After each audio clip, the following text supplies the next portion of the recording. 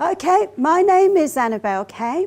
My company name is Irenicon, and I help people get value from the people they pay. I come from that dreaded discipline of compliance and rules and regulations and irritation called HR, but I am an HR heretic. So I don't believe that you should follow processes that have no point to you. So is everybody in the room running a business of some description or another already? Anybody on the runway? Okay. How many of you do it without anyone else? You never pay anybody to do anything. Well done. You don't even get your husband, kids to occasionally pitch in. Well done you. You are at a fabulous point in your business because you have total control. Everything is done the way you want it to be done. The problem comes when other people get involved in your business. Are you planning to never, ever pay anyone to do anything for you? What motivates that thinking? Because I think it's outdated business thinking that you employ anyone. Absolutely. Anyone pay freelancers? Anyone outsource? Yeah, I outsource everything. Absolutely, outsourcing. So you are kind of paying people to do things for you, but you're not handing your check to the people. This is the modern business model, and we do this for a reason, don't we? If we don't, there's only so many hours you can work in the day. There's only so much you can charge for your time. And if that number isn't big enough for you, you've got to get some other processes or some other people engaged in your business, haven't you? Or win the lottery. I'm working on that one, but it's not going too well right now. That's the kind of get lucky business plan, which very few people advocate. So before you start paying people, as you correctly identified, you need to start thinking for what? Because if you're paying people to do stuff that no one should do, you're not really getting very far, are you? And we all think, I'm a really smart entrepreneur, I would never pay someone to do something there was no point in doing.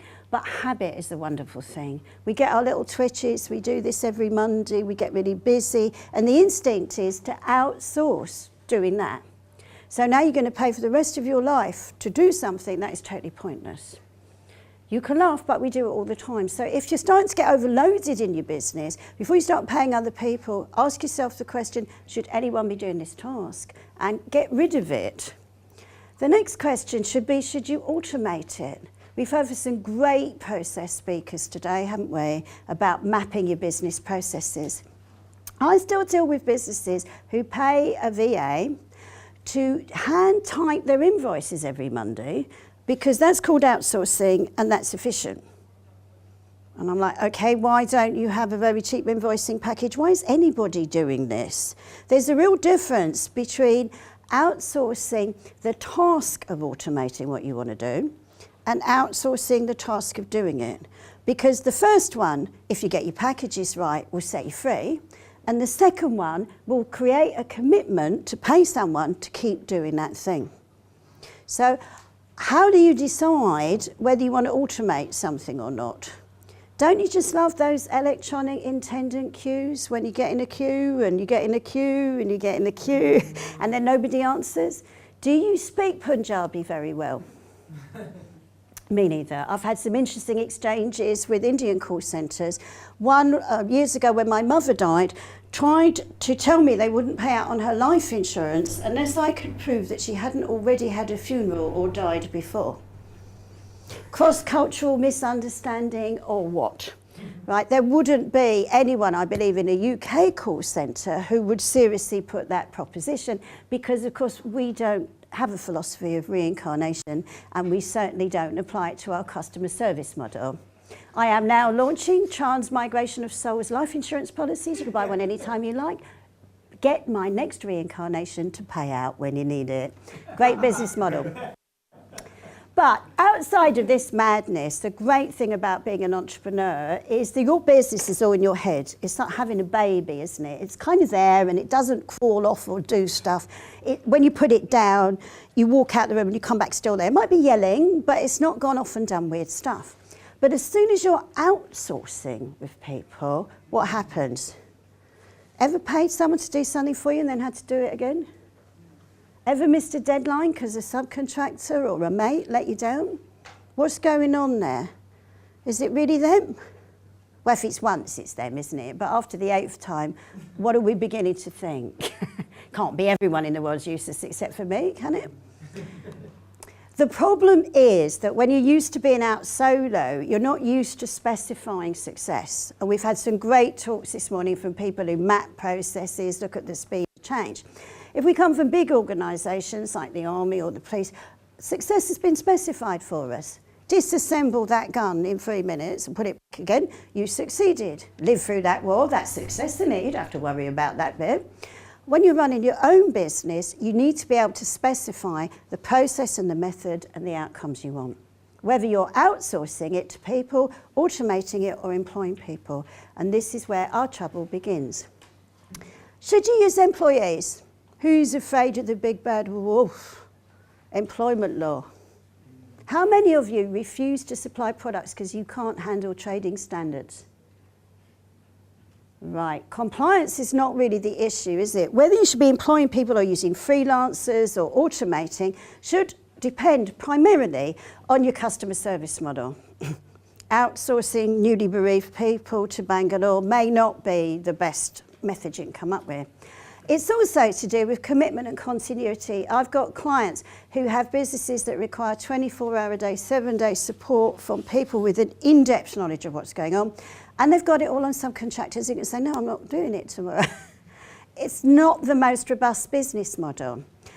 When it comes to your business, have you got learning or important pieces of culture in the hands of subcontractors that you have no contractual relationship with? These are indicators that you need to start looking at. Should it be outsourced? Should it be employees? Should it be modelled in a more ongoing way? Not for everybody, but this could be coming up to your decision. I was working, the business was for sale recently and they couldn't sell it because the core processes in the business were in the head of a subcontractor they had no contract with. How much do you think it cost to get him to sign? How much would it have cost to have got him to sign 5 years ago? So how do you get value from the people you pay?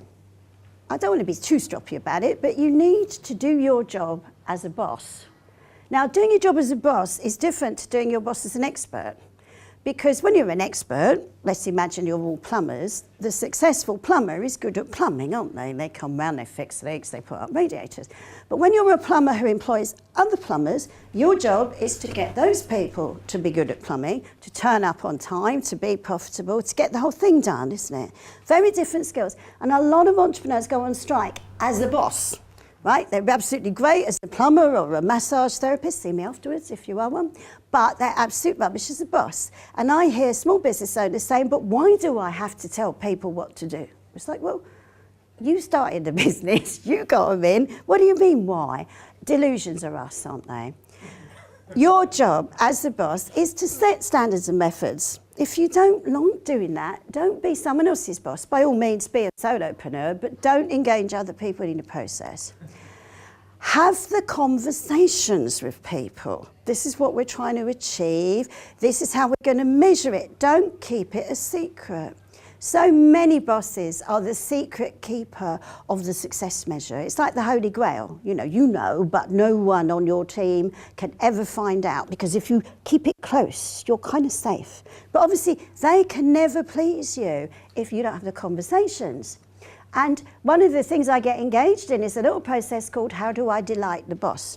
It was a spontaneous development for me with my own staff. You could see how that would arise. But I've radiated it out into other places, and most people don't know what really delights the boss, and we need to remedy that. And you need some form of agreement. By agreement, I mean something in writing, in plain English, that you and the person you've got an agreement with can both understand. Now, if you both speak Urdu, have it in Urdu, but there's no other excuse for having an agreement that's not in plain English. And when you talk to people and you build these processes, make notes. When you go to someone and you're going, the perfect report would look like this, or I want it like that, make notes so that if the thing works, you can hand those notes to someone else and say, do that. If it doesn't work, you can go through those notes and think, what did I set up that went wrong, and amend them. So to me, your job as a boss is about this scanning process, and it goes round and round and round. And all of HR has to fit inside that, just like your ISO stuff. You don't run a business to be compliant, you use these techniques to get value from the people you pay. Has that cheered you up?